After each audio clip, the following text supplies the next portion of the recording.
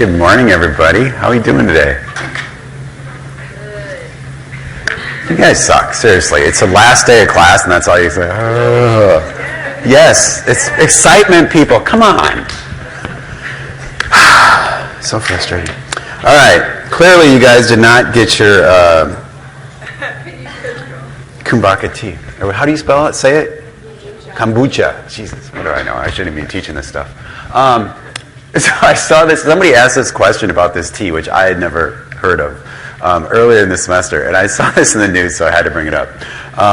So this tea, for those of you like me that are not familiar with it, is fermented. And as you know, fermentation is what leads to alcohol production in many cases. And there is actually alcohol in this tea, even though it's not advertised as being alcoholic. And, you know, people have been drinking this for, I guess, thousands of years or some variant of this. And it has all these putative health benefits. I'm not sure how many have been tested, but it's supposed to give you probiotics, so bacteria, and antioxidants and all sorts of good things.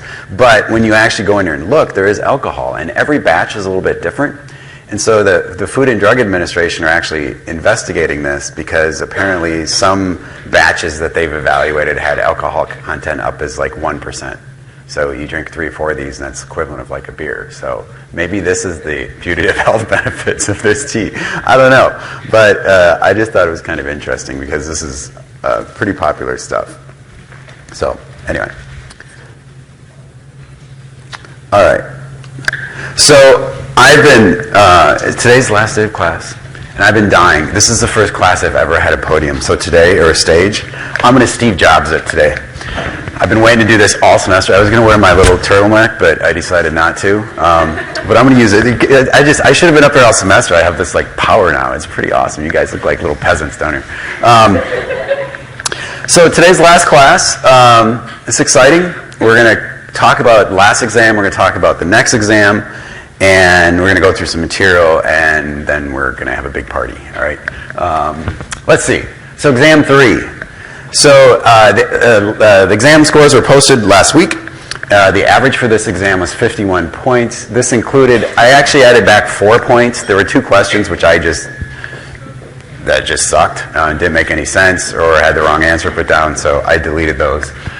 These were 2 that I actually gave you points back because a lot of people missed these. The first one, we're talking about vitamin toxicities, and if you remember in class, apparently I didn't make this point enough because a lot of people missed this. A lot of skin lotions have vitamin A in them, okay? And especially if you're pregnant, you can get vitamin A levels to a toxic dose or can affect the offspring, all right? So this question was aimed at vitamin A, but again, I think less than half of you actually got it right, so that's why I kind of chucked it. And then this one, I believe this was Mallory or Jonathan, one of them went over this, and usually I spend a little more time on this. They kind of went over it fast. And so we're talking about an enzyme here, glutathione peroxidase, which really does a lot to protect you against reactive oxygen species. And selenium is the one in there. But again, we didn't spend obviously enough time on that because a lot of people missed it. So, but overall, the average was a little bit higher. Any questions on this? I guess if you want to see this exam, email Jonathan, and we can try and arrange a time. The final exam, all right, is a week from today in this very classroom at 10:30 a.m. Very important, okay? Nobody show up at 10:30 at night.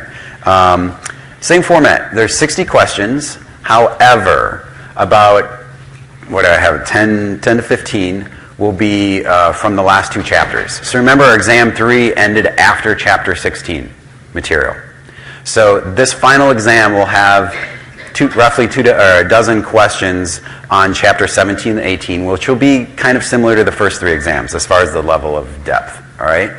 The rest of the final exam, the remaining 50 questions or so, are going to be comprehensive from any chapter and will be fairly, again, I've reiterated this point, fairly big picture, kind of bigger concepts that I think you should know. And here's just a couple examples, all right? So these are taken from an exam a few years ago. Which is likely to increase metabolic disease risk? Okay? What's the answer around here? A. Okay? So is exercise going to increase disease risk? If you put this, then you should get an F for the class, all right? Alcohol, we talked about moderate alcohol being good. Fat around your thighs and butt is actually a good thing. And we talked repeatedly about this visceral fat, or this fat inside, as being bad. And so hopefully that's something that you guys, if you didn't know coming into this class, is a point you'll leave with. Excess of this mineral contributes to a variety of health problems in many Americans. Potassium, sulfur, magnesium, sodium. Which is it? Sodium, right. We talked about salt intake. For a lot of people, it's too high. Okay? And the last one, rickets and osteomalacia are both caused by a deficiency of which of these? Vitamin D, calcium, A, or phosphorus? Ooh, this one, you guys got to think a little bit more for this one. This is vitamin D, okay? So the disease we associate vitamin D with is rickets, all right? So vitamin D deficiency is rickets. So when you're going through to study for this, what I would do is look at your notes. Again, everything's from the notes. Look at each chapter and say, okay, what are the bigger take-home points? So like when we go over a nutrient, vitamin D, what are the big things you need to know? Okay, it causes rick if it's deficient, maybe a food source or two, or main food sources. Know it's involved in bone metabolism, which kind of ties back to this. Kind of just some of the main big highlight stuff, okay? Same, pretty much all the chapters. Kind of look at them and go, okay, if I were to derive a half a dozen questions or a few questions from this, what would be the take-home points? That's what I really try and do, okay? What are the big concepts I want you to take from each chapter? Any questions on this? So you'll have 2 hours, plenty of time. It's only 60 questions, so it's the same format as the last exam. So no one has ever said, oh, I didn't get done in time. Usually people are done way in advance. All right. So before we move on, we have wrapping up a few questions of the day before we get to today's stuff. So question of the day. It seems like a dumb question, but if 1 in 8 women develop breast cancer, why don't women, at least those at high risk, have a family history, just get mastectomies after they have kids and are older? I don't know. To me, it doesn't seem worth to have breasts at age 60 if it could take a significant amount of years off your life. In case, just get a mastectomy. So has anybody seen that, what was it, maybe a year ago, Angelina Jolie? Because you know what she did? So she found out, she went to her doctor and got tested, and she had a gene called the BRCA gene. How many of you have heard of the BRCA gene? A few of you. So the BRCA gene is a specific gene in your body, and if you have a mutation, it greatly increases your risk for breast cancer. Okay? Doesn't guarantee it, but it's not far from it. You're at very high risk for breast cancer. And she found this out. And I believe, if I remember right, her mother and maybe grandmother or other relatives died from breast cancer. Okay? So what she did is she went in and got a double mastectomy. She had no signs of cancer, nothing like that, but she went in and got a double mastectomy. Basically what this person is asking about right here. All right? So in this particular case, she was, although she has a lot of kids, but she apparently was done. So the breasts at this point are an accessory, right? You don't really need them. You can get by without them. I mean, there's obviously some, image issues, self-esteem issues. It's part of your body. It gives a female a shape and blah, blah, blah. We could go into this. But there's concerns about this, especially if you're younger. But this is something you need to weigh and something to think about. If that point comes in your life and you say, the doctor says, okay, you have this gene or another gene, or your risk is going to be great, will you do this? And for simply a health standpoint, you're absolutely right. I mean, I think she did the right thing. And this is someone that's a movie star, right? So they're in the high profile. Now, chances are I'm sure she had a really good plastic surgeon, and her breasts are now better than ever, but at least for her movie-making skills. But from a health standpoint, she's better off. There's no doubt. Now, again, the nice thing about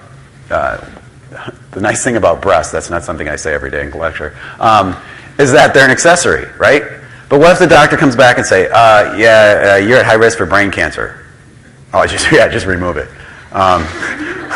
So there's some things we can't quite do, all right? This is one of the few examples where you can do something, and this is being proactive. And you're going to see this more and more going into the future, where you can go in, and you can do it now. You can do a cheek swab, and they'll send it in, and they'll start looking for genetic mutations in you, okay? And you could find out if you carry the BRCA gene. Now, this is a whole ethical thing, because do you want to know?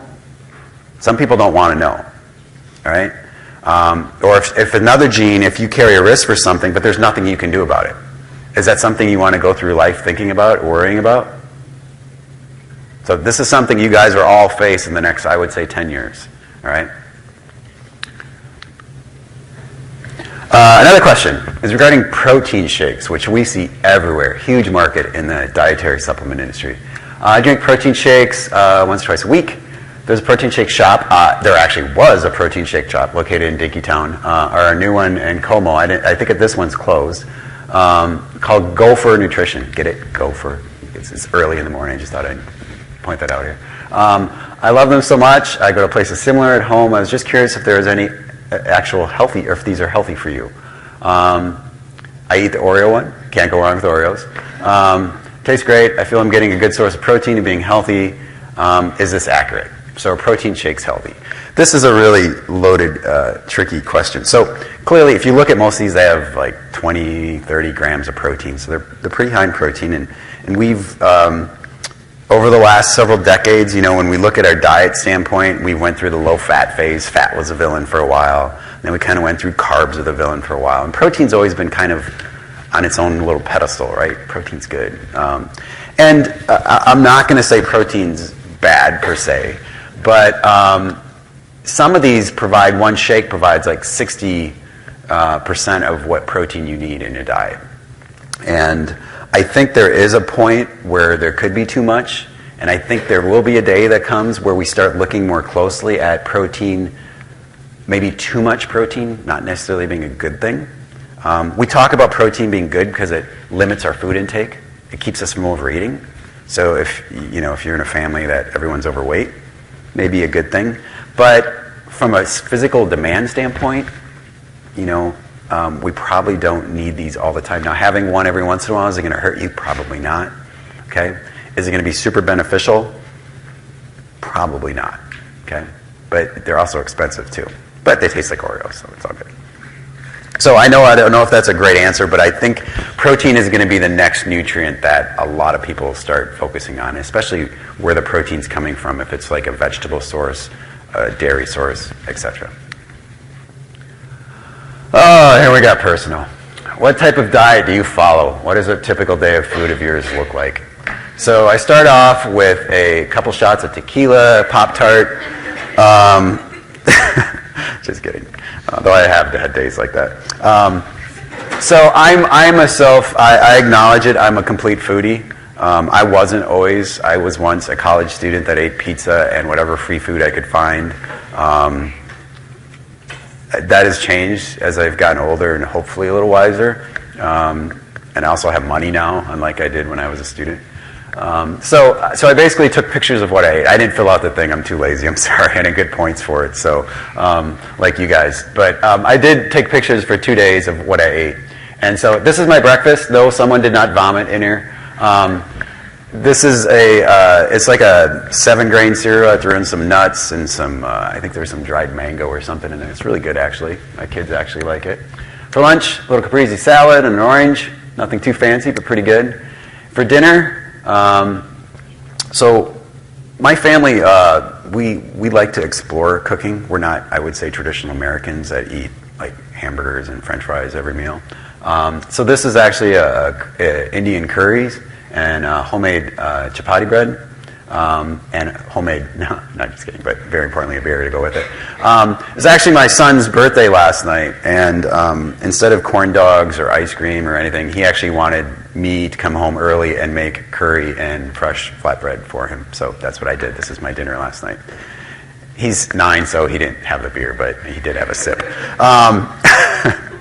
So breakfast, a couple eggs, whole wheat toast, Greek salad for lunch, and some portobello mushroom ravioli with homemade sauce. I like to cook, so this is pretty easy for me to do. Now, I realize most of you live in the dorms or somewhere where you're pretty much restricted to what you could eat, right? So I understand and appreciate that, but I hope when you guys all get older that you can have more money and have more time and availability of kitchen and food to cook. Food is enjoyable, right? Eating should be a very pleasurable experience. And I like eating much. And I don't, honestly, not that I'm not a nut job. I eat desserts. If I go to someone's house, I'll have a brat or hamburger or whatever. But it's not something I crave. It's not something, I haven't eaten fast food in 20 years probably. I don't have a taste for it. I don't have a desire for it. So anyway, so I do try and practice what I preach to some degree. So, okay. So let's wrap this thing up. So we're talking about old people today, all right? And we're talking about some nutritional needs of what you can think of yourself when you get older, when you get 60, 70, 80. What are some unique aspects of nutrition in your life, and what are your nutrition needs? So the one thing that'll change, and everybody, you guys don't have to worry about this now, but you probably see it in your parents and grandparents, is they eat less and less as you get older. And that's partly because your calorie needs go down, okay? You're probably not as active. Your basic metabolic rate declines. And why? That's a good question for the final exam. Why would your basic metabolic rate decline as you age? What's one of the big reasons? What drives basic metabolic rate? Muscle, right? So remember we talked about when you're just sitting around lying in bed, most of your energy goes to just keeping yourself alive. That's called basic metabolic rate, right? And the biggest predictor of that is your lean muscle, your lean body mass, your muscle, okay? And as you age, you lose muscle. So that's a big driving factor in why you need less calories. So protein and fat don't necessarily change that much as far as needs. Okay, there are some studies showing that fat composition can be beneficial. So we talked about these essential fats, the omega-3s for little kids, and how it's important for developing the brain and all that type of stuff. Well, it's also good on the other part of keeping the brain from declining. So when you're elderly, there's been some nice studies showing that these like fish oil fatty acids, these omega-3s, can help prevent some of the dementia-related diseases or cognitive decline that most people experience when they get old. Okay, so composition is probably more important than amount. The trick with carbs, when it comes to macronutrients, is really for old people is fiber. All right, there's lots of changes that happen in your GI tract, and you see this marketed all the time. What is it? Metamucil? I always get it mixed up. Metamucil is the fiber, right? Mucilix is the cereal. They're not the same. So you see this marketed to old people as they have their fiber drink for breakfast or whatever it is, and that's to keep basically the pipes moving along and everything cleaned out. So this is part of a concern. The rest of the carbohydrates really not too much of a concern. And one thing that I didn't really appreciate until I started reading up on this a little bit and talking to some doctors is a lot of people that are elderly actually are not dehydrated in the sense that we think, where you see an athlete, and they like crash or something and, or can't perform anymore because they're dehydrated to that point, but what I would call subclinically dehydrated. So, in other words, they're just not getting enough water, and this impairs their function, but not necessarily in a clinical way. Like they don't have a disease from it, but it can harm them. And part of this is they can't sense when they're thirsty as much. Their ability of their brain to sense the blood and say, oh, we need more water intake, goes down. Okay? And so a lot of people are mildly dehydrated as they age. So from minerals and vitamins, perhaps the one that's arguably the most important is calcium and vitamin D. So we're in this big slide right now when you're in your late years of bone loss, all right? And we talked about early in the semester how getting a lot of calcium now is important to start. So you start out at maximum, and then you're going to decline no matter what. It's just how fast and how long that decline is. But making sure you have plenty of calcium and vitamin D in those later years will slow that decline down. Okay. And what's the other thing that would help slow down rate of bone loss besides nutrition? Let's say exercise, right? If you're an astronaut, they're doing that study right now, that twin that's in space for a year. Anybody followed this? There's two twins. Kelly, I think was the last name. One's on Earth. One went to the space station for a year, and they're looking at all these changes that are happening to them, and I'm sure one of them that we've known for a long time, is when you send someone to space and they don't have that physical impact on your bones, that your bones kind of waste away. It's like muscle if you don't use it, right? And so staying active is really, really important if you're elderly. So iron is I'll mention it here, it's not really a big deal. For women, when you get to this point, you're postmenopausal, and we talked about that demand when you're younger. But when you get to this age, that's gone. So that extra iron demand is pretty much gone, and so most people are pretty okay with that. A couple minerals, zinc and magnesium, can be deficient, and these are important in some of the aging metabolic processes. We won't go into too much of the detail on these, but these can be a concern. So a few others. I'm going to go through these fairly fast. Folate, we talked about being the neural tube defects. Obviously, if you're 80, you don't have to worry about that. You've kind of gone past that point. But B6 and B12 are very much involved in energy metabolism. And also, these are sources like red meat and things like this. And sometimes, as people get older, not always, but their intake, their food preferences change. And so they can become slightly deficient in these, and this can affect a variety of things. And the absorption of these can also change, which contributes to it. Vitamin E. So this one's a little bit interesting. As you age, your things start not functioning as they normally do, right? And one of the things that falls apart a little bit is our ability to fight these reactive oxygen species, which are constantly being produced in our bodies. And the antioxidant thing, I think someone asked a question of the day on this about taking antioxidants or daily supplements. And I said for a normal, healthy person, it's probably not going to do much benefit. But it does appear once you get older that taking some antioxidants, or at least having a diet high in antioxidants like vitamin E, can be beneficial. And it can maybe enhance or really support the body's ability to neutralize some of these oxidants that are floating around.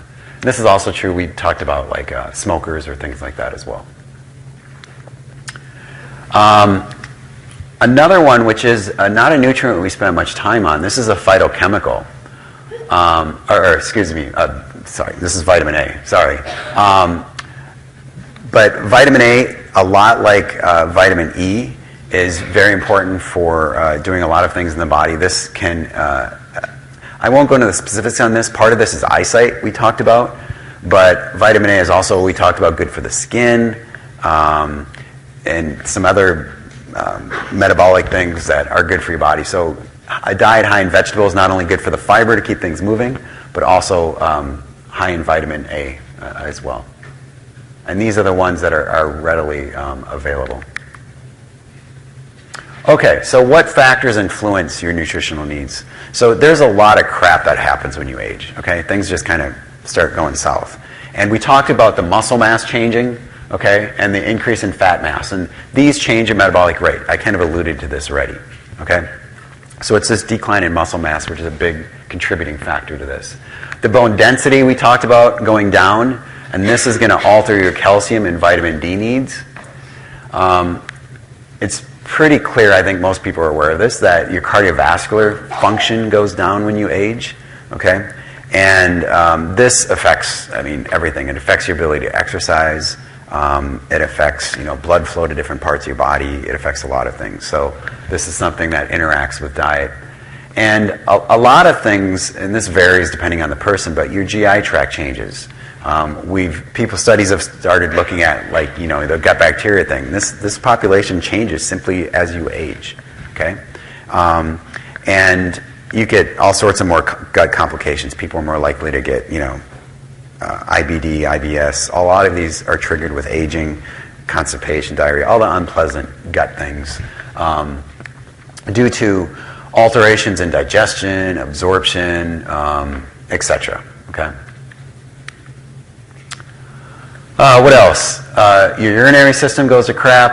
The kidneys start, I wouldn't say failing, but they don't do as much as they should. And so this is really involved in, again, that water retention, so maintaining body water. But the kidney is also important for vitamin D synthesis from the sun, okay? removal of waste, a lot of these things which you don't normally associate the kidney with, that kind of decline when you age. Nervous system slows down. A big one here is, a lot of people don't realize this, even though if you don't become diabetic when you get older, everyone gradually becomes more and more insulin resistant as we age. It's a proven fact. And this, even though it doesn't lead to the full development of the disease, it can negatively affect your health. And so what can we do to prevent this? Well, obviously diet is a big one. But the other thing, going back again, is the probably biggest thing, even more than diet, is exercise. Okay?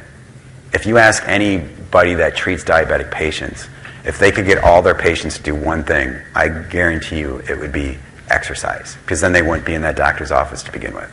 Right? So even people, due to genetics or whatever, that eat a fairly healthy diet can still develop this insulin resistance. The physical activity part is really, really important in this.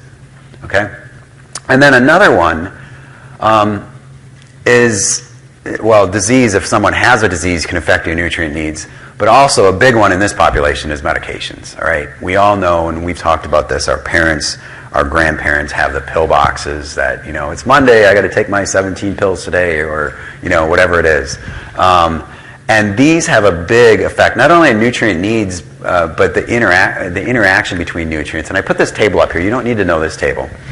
But it lists some of the common drugs. It lists what they're used for. We got, so this would be for like heartburn. Aspirin is anti-inflammatory. You can read through these. But it affects nutrients in a variety of ways. A lot of them, it affects the absorption of the nutrients. And if some of you are probably on medications now, but go home and look at your parents, and most of the inserts, the prescriptions that come with the drugs, they'll list on there now foods that you should stay away from, like certain drugs you're not supposed to eat grapefruit, right? Or certain things, you're not supposed to put together. A lot of these are not on there, though, because they don't necessarily impact the way the drug works, but the drug will impact your nutritional status, because it affects absorption. So what do we do about it? Well, avoid taking these if at all possible, but in some cases that's not the case. But it's good to be aware, at least, of how these are affecting your body. And as we take more and more drugs, this table is this is a very short table. It's going to get longer and longer. And a lot of them we don't know. Factors influencing nutrient needs are the aging. Another one, in addition to the physical factors, are what we call psychosocial factors. And I'm sure many of you have probably seen this in a grandparent or great-grandparent. As you age, a lot happens. You could lose your spouse. Your body starts falling apart. You're in pain all the time. Everything aches.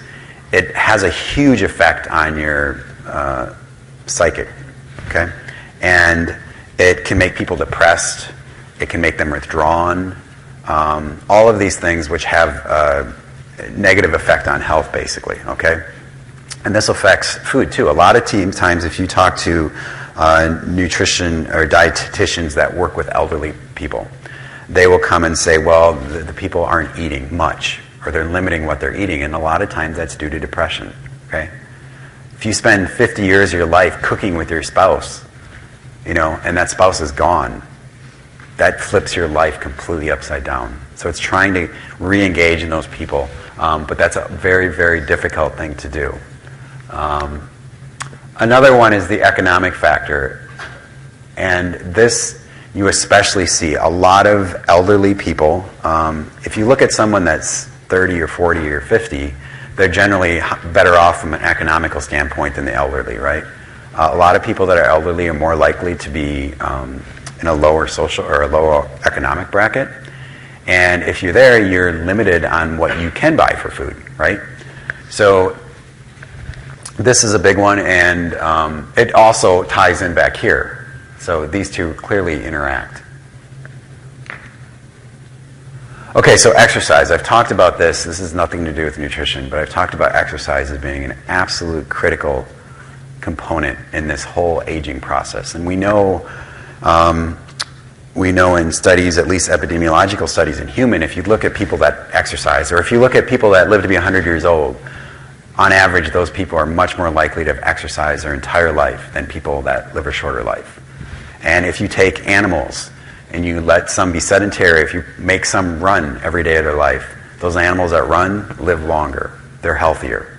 That whole compression and morbidity thing we talked about is totally true for exercise. That's one of the driving factors. So not only could it increase your lifespan, but it could also increase the healthy days of that life, which is really, really important.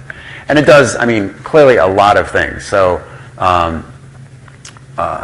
we talked about the age-related problems, but again, it slows that muscle loss. It'll help you maintain muscle. And by doing so, it prevents the weight gain or weight loss if you're really, depending on your status, I guess. The flexibility is important too. So I think, and aerobics, so one of the things that you would ideally have now, as when you age, is to have some variety in your exercise routine. So the strength training will keep the muscle on, flexibility will prevent the injury, okay? And the aerobic will keep that heart and lungs clicking.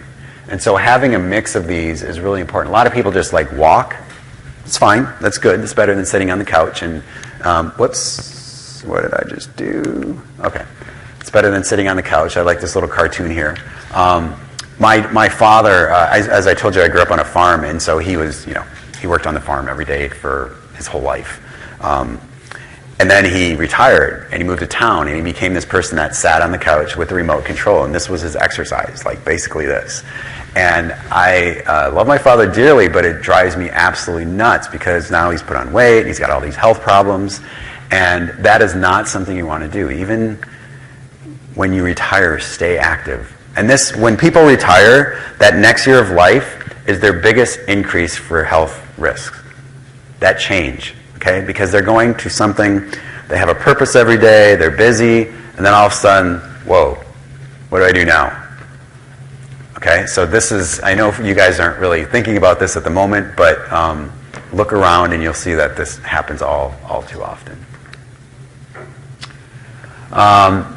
Some diseases or issues that we have to deal with when we age, and again, we've talked about a lot of these. Almost most of the diseases we've talked about are more likely to happen as you age. So cancer, if you look at cancer rates of a 5-year-old versus an 80-year-old, the 80-year-old's like 1,000-fold higher, right?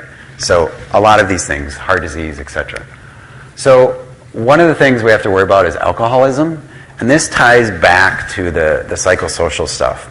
When people lose a spouse, if their economic status is poor, they often turn to alcohol. It's that temporary relief to make everything better in the world, at least until you wake up the next day.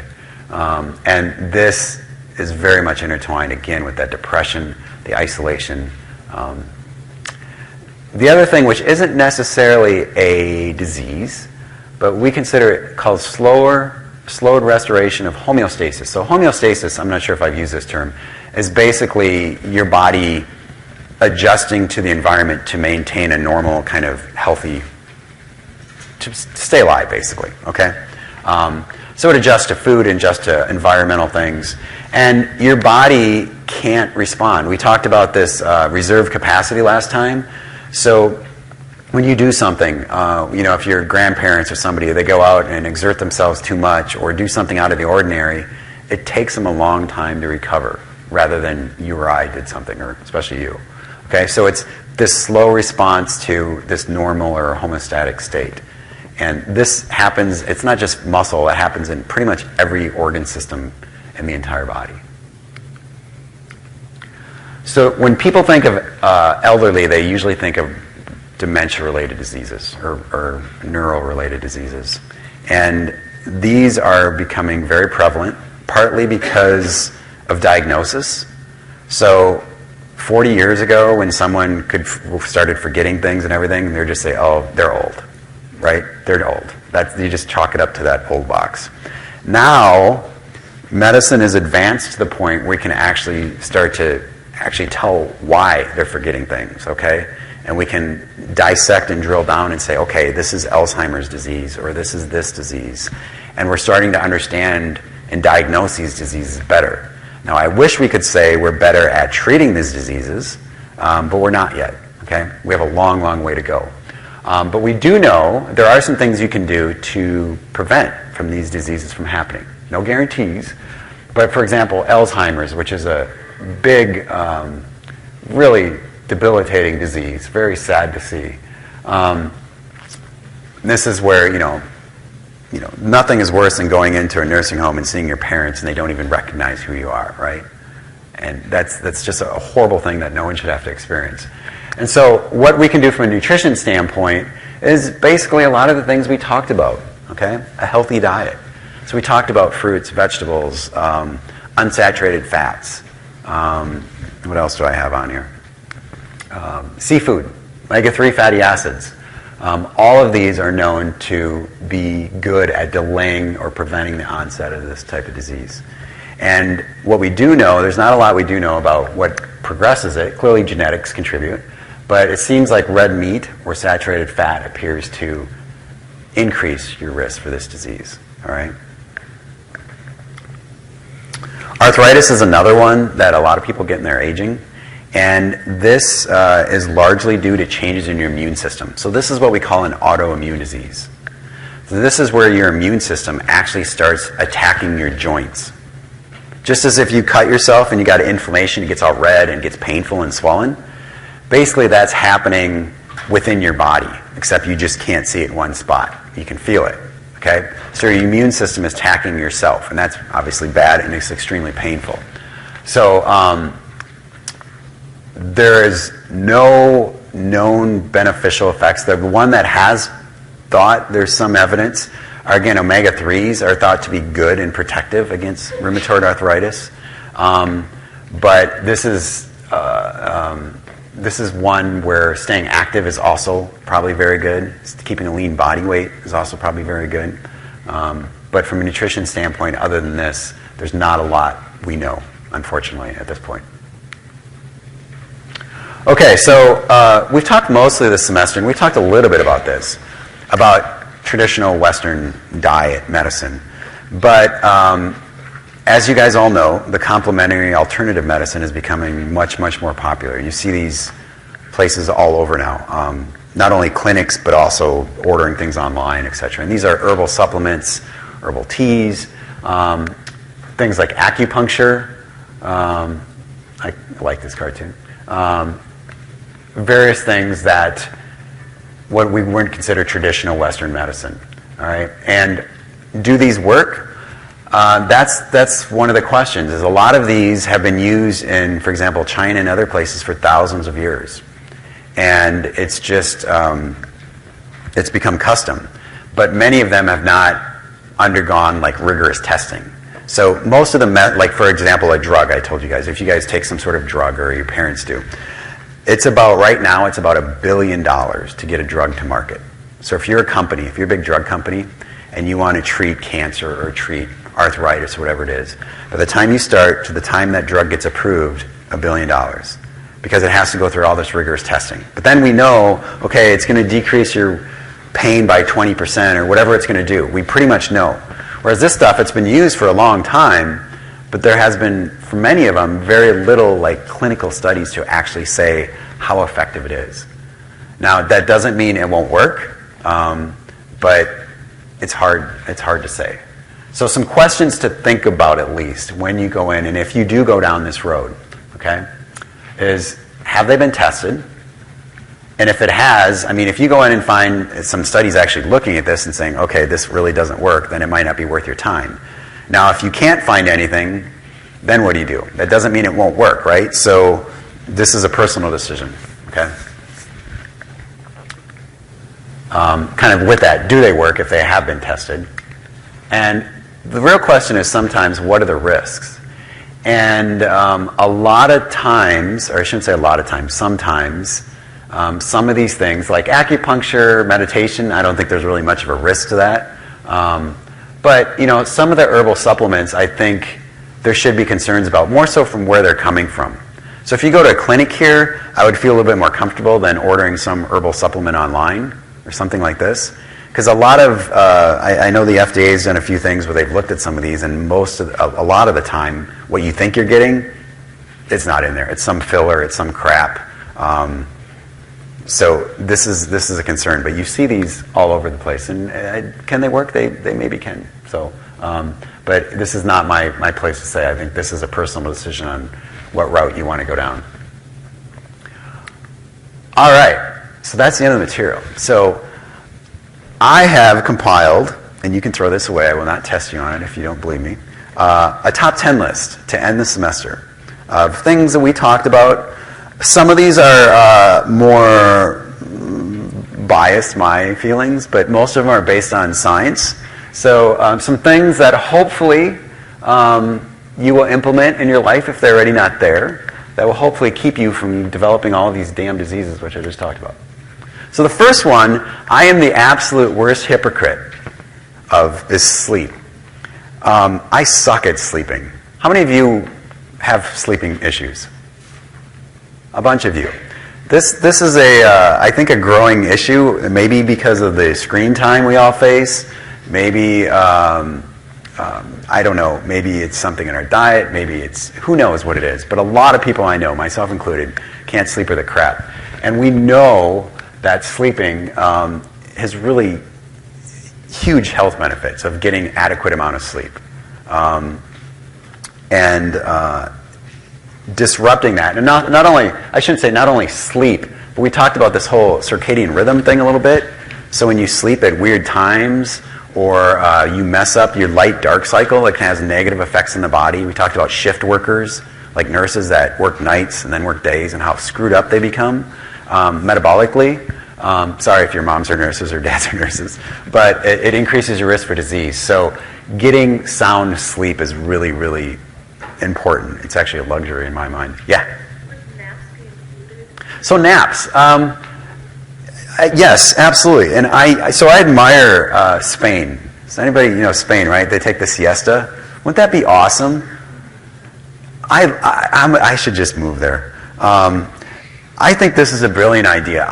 For me personally here, every day, morning, I'm like functioning. I'm moving, I get stuff done. Then I eat lunch, and about 1 or 2 o'clock, it's just like, oh, crap, I could really take a nap. And you're like, okay, I need some caffeine. I got to go do something. I got to move around. If you're in Spain, you just take a little nap. It's awesome, right? Wake up, you're good, and get going again. Then you go out and party till 3 in the morning.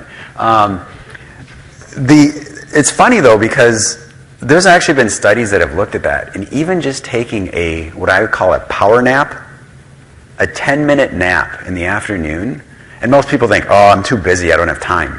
But if you look at people that have done that, they're more productive throughout the day than people that don't. Okay? So there are days where, not frequently, but there are days where I just shut my office door if I'm like dragging butt, and I take a 10-minute power nap in the afternoon. And I wake up and I'm like, all right, I'm good to go. I don't need that caffeine or whatever it is. And it helps. It's restorative. So anyway, try and get some sleep. This looks probably not natural sleep. This might be something else induced sleep. But anyway, you get the picture. The second one is relax. We live in a stressful damn society. Everybody's busy. And when I was a student, I thought, oh man, I have these finals, and I got all this going on, I'm stressed. Every point in your life, you look back and go, oh, I was totally not stressed back then. Everything adds on. You get a job, and then you have family, and you get married, and you have kids, and it's just like chaos. And it continues on. Find some me time, all right? Find some alone time. Go to that, whatever that is for you, okay? Whether it's a meditation, it's going for a walk and clearing your head, whatever it is. Find some time for yourself. This is totally underappreciated. This is a constant battle for me as well. Number 8 is accept who you are. We live in a society where there's tons of marketing, and we always want to be that supermodel, or we always want to be that really smart person or hot person or whatever it is. We're all made differently. And if you spend your whole life wanting to be someone else, it's going to be a crappy life, okay? So look in the mirror, accept who you are, and be happy with it.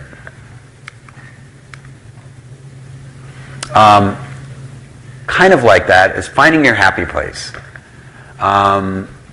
if you don't like what you're doing, there's two options. You can complain about it, or you can change. All right? And sometimes we get in ruts, whether they're personal ruts, social ruts, professional ruts, whatever they are. And if you find yourself, I mean, we all have bad days, right? We all have bad moments. We all have bad days, bad years, whatever it may be. But if you continuously find yourself in a place where you're not happy, do something about it. You're the only one that can change it, all right? If it's a bad relationship, if it's a bad class, and some people change this class because clearly they were not happy in their happy place there. Whatever it may be, but do something to get out of it, okay? We've all been there, but it's take your initiative. Be happy. Life is short. Don't do stupid shit, okay? I don't know how to say it, okay? Don't do things that are almost guaranteed to cause you harm or pain in your life, all right? Hopefully you guys have picked up on a Homer theme here. I'm kind of sticking with The Simpsons.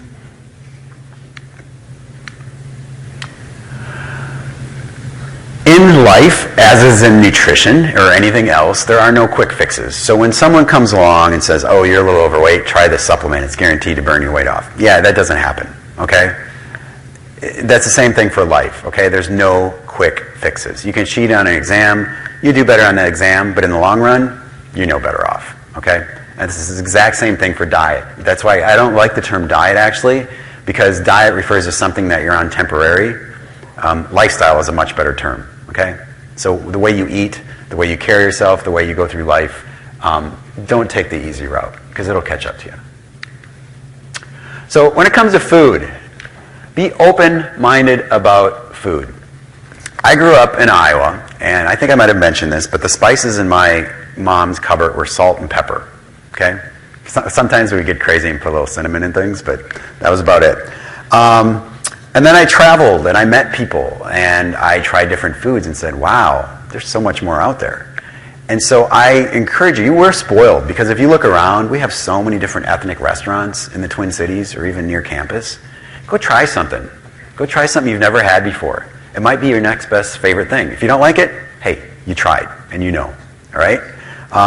As a parent, this is something I do all of the time, and I love exposing my kids to something, and then they're going, I'm not touching that. And then they try and go, wow, this is really good. And it's so much more fun to go through life, having an open mind, trying new things, because food should be, again, a pleasurable thing. Along with that is learn how to cook. This is a very fundamental process that most people have completely lost, right? It's like as we've lost our ability to reproduce. What the hell's our point, right? Okay, we're not going to pass on our genes. We're not going to, evolution stops, right? Cooking is the same thing. We live in a society where food's cheap, it's easy, and it's available to get. Or it's easy to get, and it's readily available. And so a lot of people just eat out. And I highly, highly encourage you, take a cooking class, buy a cookbook. Cook with your boyfriend, girlfriend, spouse, whatever it's going to be. This is a very incredibly useful skill that so many people have forgotten. So you may look at this and go, okay, this guy's clearly lost it. Eat food. What the hell do I mean by that? If you go to the grocery store now and you look at every food item in there, how many of those items existed 100 years ago? A fraction of them, right? Most items in a grocery store or a convenience store, wherever you look, are something concocted by mankind. And is it going to kill you to eat some of this stuff? No. Okay? But as a general thumb rule, I think it's a really good idea to actually eat food you can recognize. So there was a TV show, and this made me so sad. There was I forget the guy's name, Jamie Oliver, if any of you guys ever heard of him. He's this British chef. And he went into this little town in West Virginia that had the highest obesity rate of anywhere in the country. I don't remember, it was like half the people or something were obese. All right? And he was trying to go in and work with families and communities and schools to try and change their perception about food and everything. And I remember this one, I didn't watch much of it, but I saw a couple episodes. And it goes into this classroom. I think it was like kindergartners or first, second graders. Anybody ever seen this one? You know what I'm talking about? And he comes in with a basket of vegetables, all right?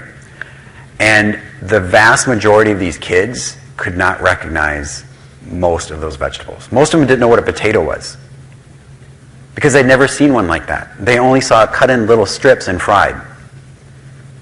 Eggplant, tomato. A lot of these things, the kids had no idea what it was. That's sad to me. That's extremely sad, okay? I will not raise my kids like that, all right? They actually are in the kitchen helping me cook, all right? And they go to the grocery store and help me pick out food, like real food, not a bunch of crap that people put together and put in a package, all right? So think about this as you leave this class and you move forward about what you want. We know that broccoli and apples and all these things have existed for a long time, and they've got us to this point. Do we need to have, you know, something where you look at the ingredient list and you can recognize two things, right? Okay, something to think about. And the last one, nothing to do with nutrition, is simply move. You don't have to run naked. It's entertaining, I will say, but simply move. Okay, we live in such a sedentary society that exercise is known to prevent almost every one of these diseases we've talked about. So the university, unfortunately, has some sort of policy against live fireworks in the classroom. So I did not bring them in. So this is the best you get. But I want to thank you guys. So this is actually kind of a special semester for me. So this is actually the last time I'm teaching this class. And I'm actually switching jobs at the end, actually this week, my laboratory. I'm staying at the University of Minnesota, but actually moving to East Bank to another department. So I've taught this class for, I don't know how many years it's been, a few. And so this is the last one. So I just want to thank you guys. I've enjoyed the interaction. I've enjoyed the lunches, getting to know so many of you. And I will miss teaching this class in many ways. But anyway, I won't get on mushy. Good luck studying for the final. If you have any questions, let me know. As of Thursday, my office will be on East Bank. So you can email me and I'll still be available for meeting, discussing anything. But if not, I will see you guys all Tuesday, so good luck studying.